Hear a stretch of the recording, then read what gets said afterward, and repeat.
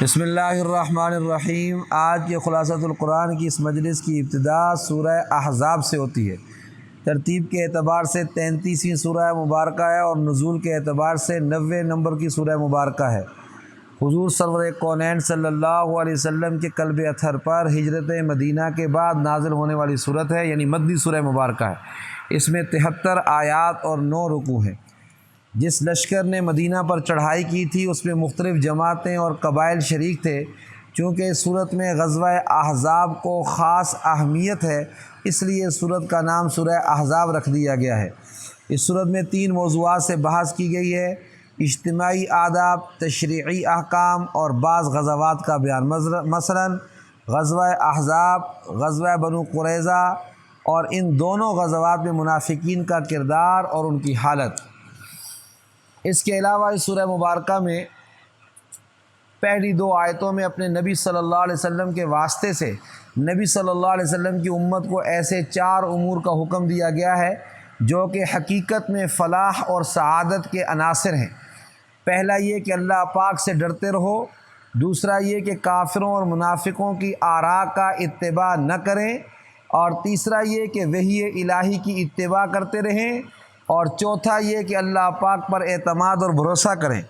یہاں یہ نقطہ ملحوظ رہے کہ اللہ پاک نے پورے قرآن مجید میں کہیں بھی ہمارے آقا صلی اللہ علیہ وسلم کو یا محمد کہہ کر نہیں پکارا، یہاں بھی یا ایھا النبی کہہ کر خطاب کیا گیا ہے، جبکہ دوسرے انبیاء کو یا آدم، یا موسیٰ، یا عیسیٰ اور یا زکریا کہہ کر خطاب کیا گیا ہے۔ اس کے علاوہ زمانہ جاہلیت کے بعض معتقدات اور عادات کی تردید بھی سورہ مبارکہ میں کی گئی ہے، جن میں سے بعض عقلی اعتبار سے باطل تھیں اور بعض شرعی اعتبار سے کبھی تھیں۔ یہاں آیت نمبر 4 میں 3 جاہلانہ خیالات اور تصورات کی تردید کی گئی ہے۔ مشرکوں کا اور زمانہ جاہلیت میں بسنے والوں کا یہ خیال تھا کہ بعض لوگوں کے سینے میں 2 دل ہوتے ہیں۔ اس خیال کے رد میں فرمایا گیا کہ اللہ پاک نے کسی آدمی کے پہلو میں 2 دل نہیں بنائے، دل تو بس ایک ہی ہوتا ہے، یا اس میں ایمان ہوگا یا کفر ہوگا۔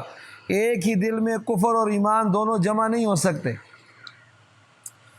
اس سے ان منافقین کی بھی تردید ہو گئی جنہوں نے کفر اور ایمان کے درمیان ایک تیسرا درجہ نفاق کا بھی تجویز کر رکھا تھا۔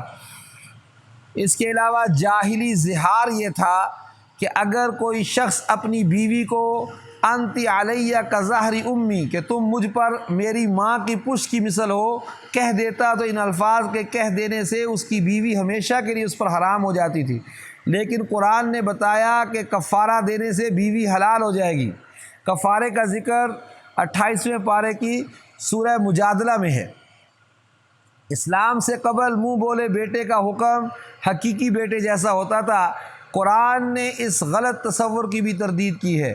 جب متبنہ یعنی منہ بولا بیٹا کے تصور کی تردید ہو گئی اور بتایا گیا کہ حضور اکرم صلی اللہ علیہ وسلم حضرت زید بن حارثہ رضی اللہ تعالیٰ عنہ کے حقیقی والد کا حکم نہیں رکھتے، تو پھر یہ اعلان کیا گیا کہ آپ صلی اللہ علیہ وسلم کی ابوت ساری امت کے لیے عام ہے، اور آپ صلی اللہ علیہ وسلم کی ازواج مطہرات ساری امت کی روحانی مائیں ہیں، ان کا ادب و احترام واجب ہے اور ان کے ساتھ نکاح کرنا حرام ہے۔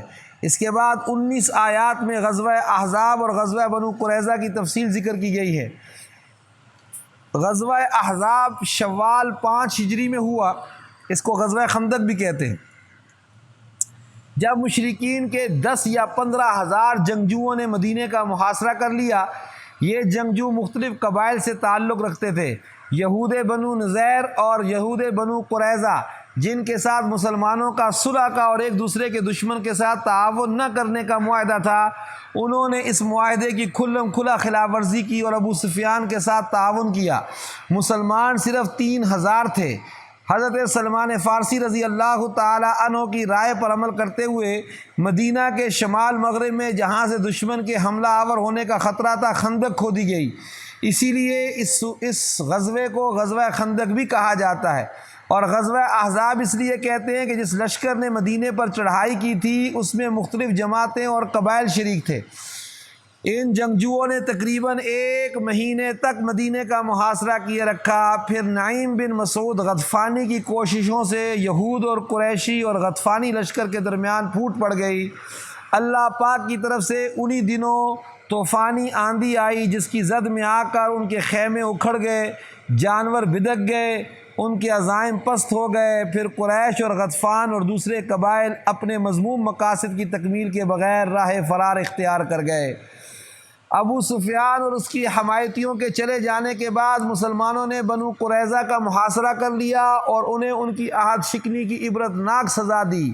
اللہ پاک نے مذکورہ آیات میں ان دونوں غزوات کا حال اور منظر بیان کیا ہے اور مسلمانوں کو بشارت سنائی ہے کہ عنقریب انہیں مزید فتوحات حاصل ہوں گی۔ چنانچہ مسلمانوں نے نہ صرف فارس اور روم بلکہ 20 ملک اور سینکڑوں شہر فتح کیے، اور انشاءاللہ قرآن کے ساتھ تعلق مضبوط اور دل میں ایمان راسخ ہو جانے کے بعد پورے عالم کو فتح کریں گے۔ یوں رب تعالیٰ کی یہ پیشن گوئی پوری ہو کر رہے گی کہ میں نے اپنے آخری رسول صلی اللہ علیہ وسلم کو اس لیے بھیجا ہے کہ دین اسلام کو تمام ادیان پر غالب کر دوں۔ یہ غلبہ یقینی ہے اور کسی صاحب ایمان کو اس میں شک نہیں ہونا چاہیے۔ بظاہر حالات مخالف ہیں، لیکن جب اس پیشن گوئی کے پورا ہونے کا وقت آئے گا تو حالات بھی موافق ہو جائیں گے اور وہ افراد بھی مہیا ہو جائیں گے جو اپنے اخلاق و اعمال کے اعتبار سے پہلی صدی کے مسلمانوں کی یاد تازہ کر دیں گے۔ اس میں شک نہیں کہ موجودہ دور کے مسلمان ایمان، اعمال، اخلاق، معاملات اور کردار کے اعتبار سے فاتح عالم بننے کی صلاحیت نہیں رکھتے، لیکن کیا اسلام اور قرآن بھی یہ صلاحیت نہیں رکھتے؟ رب کعبہ کی قسم، ان کے اندر عالم کو اور فاتحین عالم کو فتح کرنے کی پوری صلاحیت ہے، اور کون و مکان کے مالک کی قسم دنیا یہ نظارہ بہت جلد دیکھے گی۔ آج اگرچہ یہ صفات نہیں، لیکن جو اللہ رات کو دن میں بدلنے پر قادر ہے، رات کی تاریکی کو ختم کر کے دن کا اجالا لانے پر قادر ہے، وہ امت مسلمہ میں ان عالی صفات کو پیدا کرنے پر بھی قادر ہے جس کی بدولت امت مسلمہ پورے عالم کی سربراہی کرے گی۔ اس کے 21ویں پارے کی آخری چند آیات میں ازواج مطہرات سے خطاب تھا۔ چونکہ اس خطاب کا کچھ حصہ 22ویں پارے کے شروع میں آیا ہے، اس لیے ان آیات کا پس منظر احادیث میں یہ بیان ہوا ہے کہ جب فتوحات کا دور شروع ہوا تو ازواج مطہرات نے حضور اکرم صلی اللہ علیہ وسلم سے درخواست کی کہ ہمارے وظیفہ اور نفقہ میں کچھ اضافہ کر دیا جائے۔ اس موقع پر یہ آیات نازل ہوئیں جن میں انہیں 2 باتوں میں سے ایک کا اختیار دیا گیا ہے، یا تو وہ خوشحالی کی زندگی گزارنے کے لیے حضور سے جدائی اختیار کر لیں، اور یا پھر تنگی ترشی کے ساتھ گزر بسر کریں اور اپنی نظر آخرت کی خوش عیشی پر رکھیں۔ جب آپ صلی اللہ علیہ وسلم نے انہیں اختیار دیا تو ان سب نے آخرت ہی کو ترجیح دی۔ اس موقع پر ازواج مطہرات کی فضیلت بیان کرتے ہوئے انہیں 7 احکام دیے گئے ہیں۔ پہلا یہ کہ مردوں کے ساتھ بات کرتے ہوئے لچدار لہجہ اختیار نہ کریں۔ دوسرا یہ کہ بلا ضرورت گھر سے باہر نہ نکلیں، کیونکہ مسلمان عورت کا اصل اور محفوظ ٹھکانہ گھر ہے۔ تیسرا یہ کہ زمانہ جاہلیت کی خواتین کی طرح اپنی زینت اور ستر کا اظہار کرتے ہوئے باہر نہ نکلیں۔ چوتھا یہ کہ نماز کی پابندی کریں۔ پانچواں یہ کہ زکوٰۃ دیا کریں۔ چھٹا یہ کہ اللہ تعالیٰ اور اس کے رسول صلی اللہ علیہ وسلم کی اطاعت کریں۔ ساتواں یہ کہ قرآنی آیات کی تلاوت اور احادیث کا مذاکرہ کیا کریں۔ حضرت امیر شریعت سید عطا اللہ شاہ صاحب بخاری رحمہ اللہ علیہ فرمایا کرتے تھے، کوئی عورت اگر گھر میں ہو اور باہر سے کوئی فرد اجنبی دروازے پہ دستک دے تو عورت کو سخت اور کرخت لہجے میں کہنا چاہیے، کون ہو، کیوں آئے ہو، تاکہ دل کا روگی دل نہ لگا بیٹھے۔ مسلمانوں کی شخصیت کو معاشرے میں نمایاں اور امتیازی حیثیت دینے اور اس کا تشخص اور پہچان پیدا کرنے والی 10 صفات بھی 22ویں پارے کے شروع میں ذکر کی گئی ہیں۔ یہ صفات مرد میں ہوں یا عورت میں اسے مغفرت اور اجر عظیم کا مستحق بنا دیتی ہیں۔ وہ 10 صفات اسلام، ایمان، دائمی اطاعت، صدق یعنی سچائی، صبر، خشوع، اللہ پاک کی طرف توجہ، صدقہ، روزے، شرمگاہ کی حفاظت اور کثرت ذکر اللہ، یہ 10 صفات ہیں۔ سورہ احزاب اس مشہور واقعے کی طرف بھی اشارہ کرتی ہے جس کی وجہ سے حضور اکرم صلی اللہ علیہ وسلم کو مخالفین نے سخت تنقید اور طعن و تشنیع کا نشانہ بنایا تھا۔ ہوا یہ کہ جب آپ صلی اللہ علیہ وسلم کے متبنہ حضرت زید بن حارثہ رضی اللہ تعالیٰ عنہ اور آپ صلی اللہ علیہ وسلم کی پھوپھی ذات بہن حضرت زینب رضی اللہ تعالیٰ عنہا کے درمیان نباہ نہ ہو سکا اور ان کے درمیان جدائی واقع ہو گئی، تو اللہ پاک کے حکم سے خود آپ صلی اللہ علیہ وسلم نے حضرت زینب سے نکاح کر لیا۔ اس پر بڑا شور اٹھا کہ محمد صلی اللہ علیہ وسلم نے اپنے منہ بولے بیٹے کی بیوی سے شادی کر لی، جبکہ جاہلی تصور میں یہ نکاح حرام تھا۔ یہ بات یاد رکھنے کے قابل ہے کہ جو چیز معاشرے میں رائج ہوتی ہے اور اگرچہ وہ خلاف شریعت ہی کیوں نہ ہو، اگر وہ معاشرے میں رائج ہو اور اس معاشرے میں رائج چیز کے خلاف کوئی عمل کیا جائے تو پھر لوگوں کے ہاں طوفان بدتمیزی برپا ہو جاتا ہے اور لوگ اس پر طرح طرح کی قیاس آرائیاں کرتے ہیں۔ نبی آخر الزماں صلی اللہ علیہ وسلم کے اس موقع پر بھی عمومی حالات ایسے ہی پیدا ہوئے۔